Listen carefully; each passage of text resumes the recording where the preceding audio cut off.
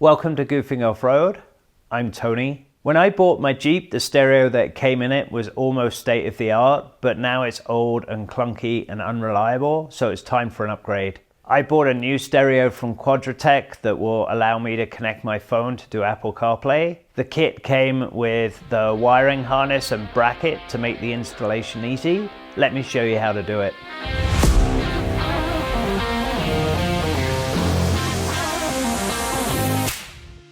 While I'm putting the new stereo in, I'm going to take the opportunity to install a backup camera. The kit that I bought from Quadratec comes with a bracket to mount the camera to the spare wheel, as well as a wiring harness to connect the camera directly to the stereo. This bracket that came with the backup camera kit isn't going to work with my beadlock, so I made a bracket to attach to my license plate holder, and I'm going to attach the camera to that instead. Because my spare tire is mounted on the rear bumper, I have to route the wires a little differently. So I drilled a hole in the rear bumper and then came up behind the passenger side light and then along the inside of the Jeep. With those wires run, it's time to install the new stereo. You're going to need a small and large flat-bladed screwdriver, a Phillips screwdriver, a 7mm socket and ratchet, a cutting tool, I used a Dremel, and a pair of crimp tools if you're attaching the backup camera.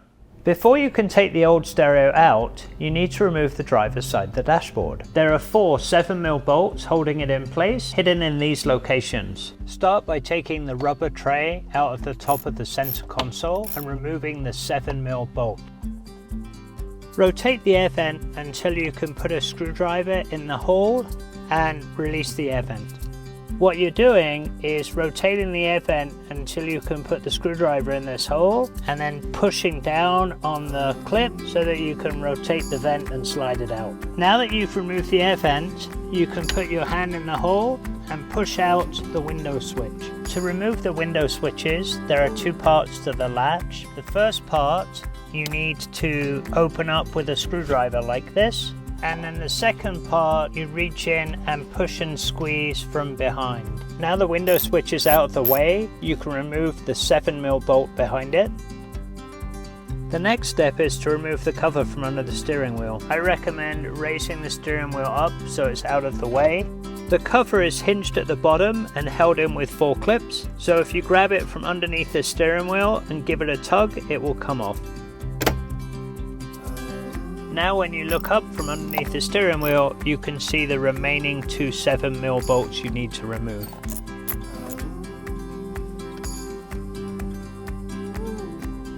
Now that all the screws have been removed, we can pull the dashboard out.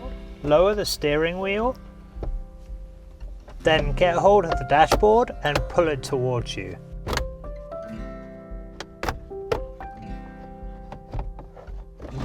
Now that the dashboard is out of the way, you can get to the 4 7mm bolts holding the stereo in.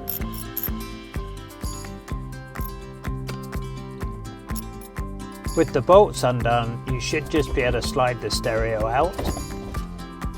And now you can unplug the connectors from the back.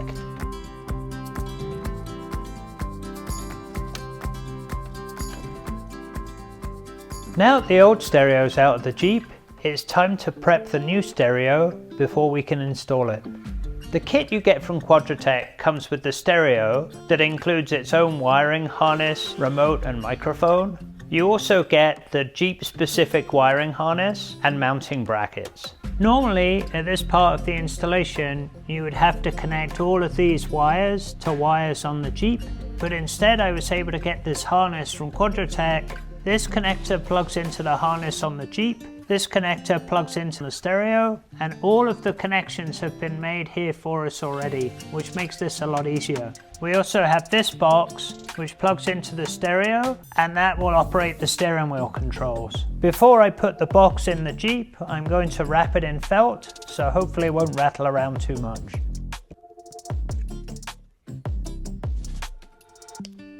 In order to fit the double DIN radio, we need to remove this piece of material at the top. So I put on some blue tape, marked it up, and then removed it with a Dremel. We need to install these brackets on the side of the stereo so that it will fit in the same place the old one did. With the bracket loosely installed, make sure that the bevel here lines up with the bevel here, and that the flat surface at the back here lines up with the flat surface at the back here. I taped the satellite radio antenna, which is the yellow one, to the white antenna, and then I attached this grey clip we're not using anymore to the main clip. So hopefully they won't rattle around inside. Now we can take the harness for the radio and plug it into the factory connector. We're nearly ready to install the new stereo. We just need to wire up the power for the backup camera. The harness comes with this black and red wire, which you can use to connect to the backup camera. I tested the stereo to make sure that everything worked, and then I wrapped the remaining connectors in felt and then installed the stereo in the factory location. Make sure everything fits and don't force the stereo in place.